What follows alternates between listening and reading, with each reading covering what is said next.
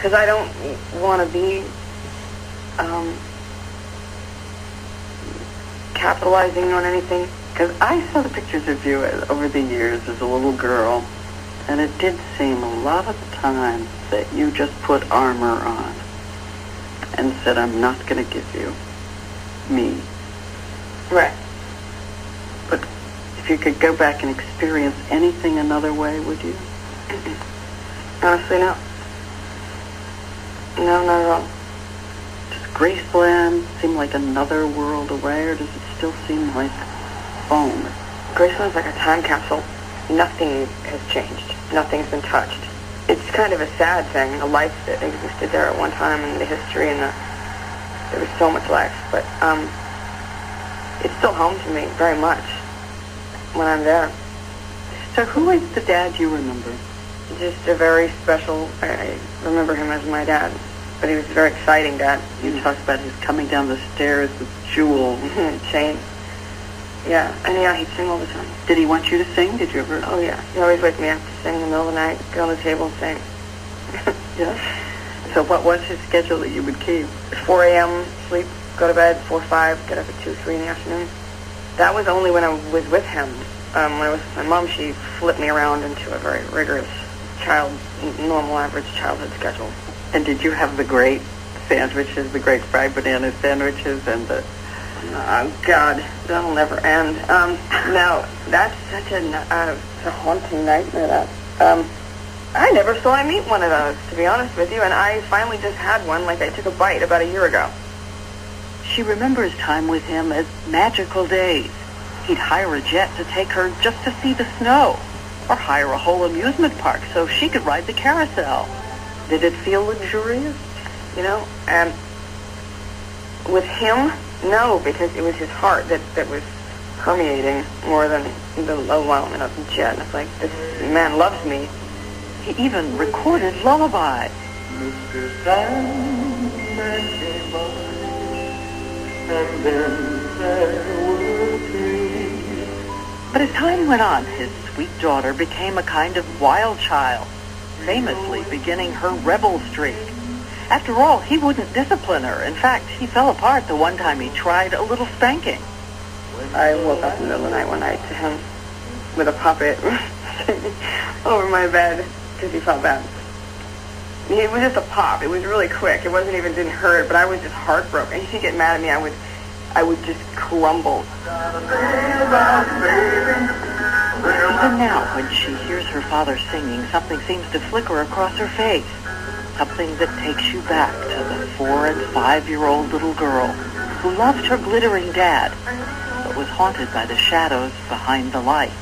Did you worry about him? All the time. All the time.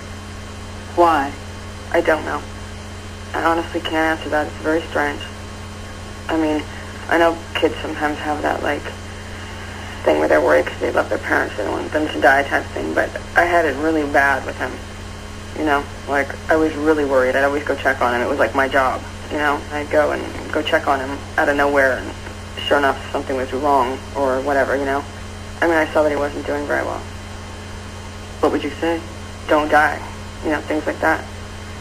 Like, are you going to die? And I would just, like, in the middle of whatever, say that. He would, no, I'm not going anywhere. Nothing's going to happen to me. Don't worry about it, type thing. Were you aware of the drugs as drugs? I wasn't. No. I'd seen him with handfuls of pills, but I didn't know what they were.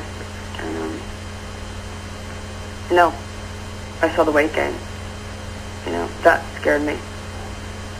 And probably you saw some change in behavior that you didn't even know how to describe. There was erratic behavior here and there. Like? If I was watching TV in my room, come to my room and sort of stumbled to my doorway and start to fall, and I had to go catch him, you know, things like that. And he'd try to pull himself out of it if he saw me. Things like that. Do you remember the divorce? No, I don't. I don't remember them ever acting like they were divorced, which is probably where I get it from. In your mind, is there one memory you go back to over and over? No, there's a lot. What about the way he looked? Do you remember the most? Eyes, smile. All of it. I remember all of it. Can we go off the subject now? Yes. Thank you. We can. In a sense, she said it all in something she wrote in grade school. 3 wishes. If I had 3 wishes, I would wish I could drive a Volkswagen. I wish I had 100 Astropops. I wish my mother and father don't die. But on August 16th, 1977, when Lisa Marie Presley was 9 years old, her father collapsed upstairs at Graceland. Her mother has written that his little girl saw the paramedics rushing her father away, and afterwards got in her little golf cart and kept driving and driving, trying to avoid reality.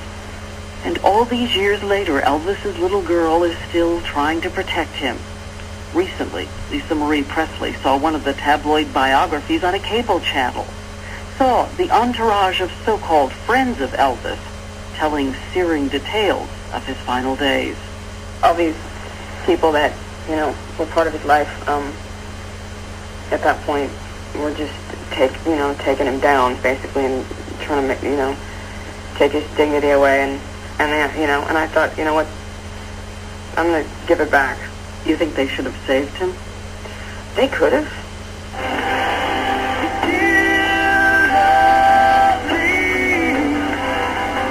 So she wrote a song for her dad. It's called Nobody Noticed It.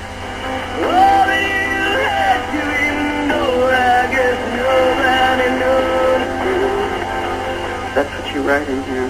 I wanted you to know that I haven't forgotten. Well, they tried to make you look broken. Yeah. But not while I'm living. Mm-hmm. But was he broken?